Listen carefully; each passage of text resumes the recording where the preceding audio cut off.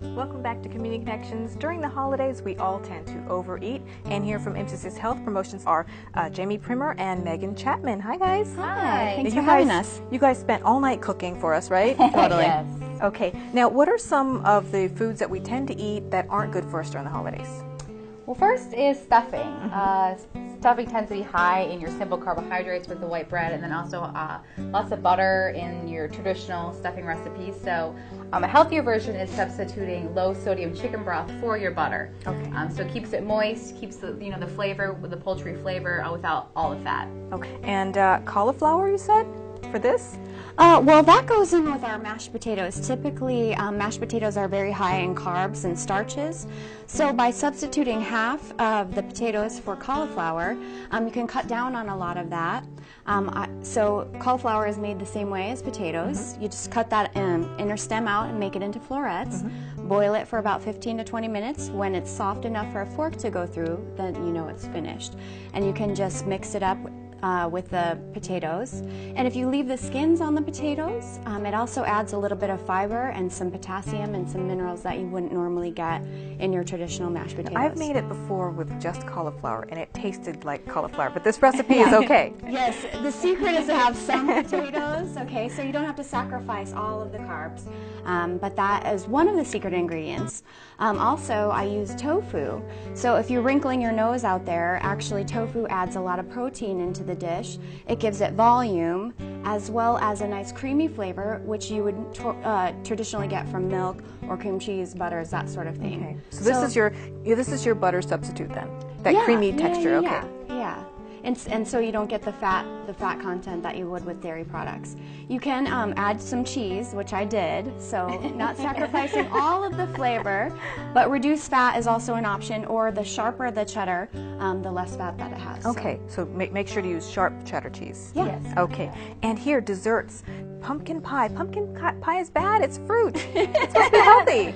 It's not bad. What we're concerned about more with pies is the crust, because those traditional lard and flour crusts are very high in fat. So you have the option of making crustless pies like a pudding style, or here we have mini pies. If you have to have that crust, think about like a cookie crust or graham crackers, a little bit healthier, but smaller portions than, yeah. That's the main thing for you, yep.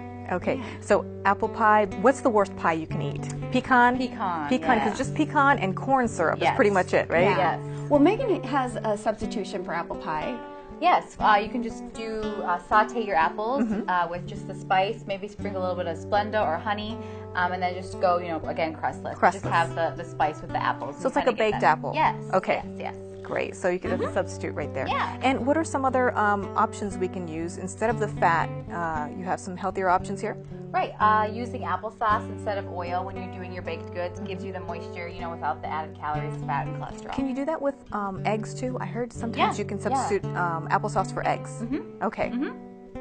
Yeah, and we are lucky now that we have a lot of light, fat-free, low-fat versions of your favorite dairy products. So that's always an option too if you're not comfortable substituting.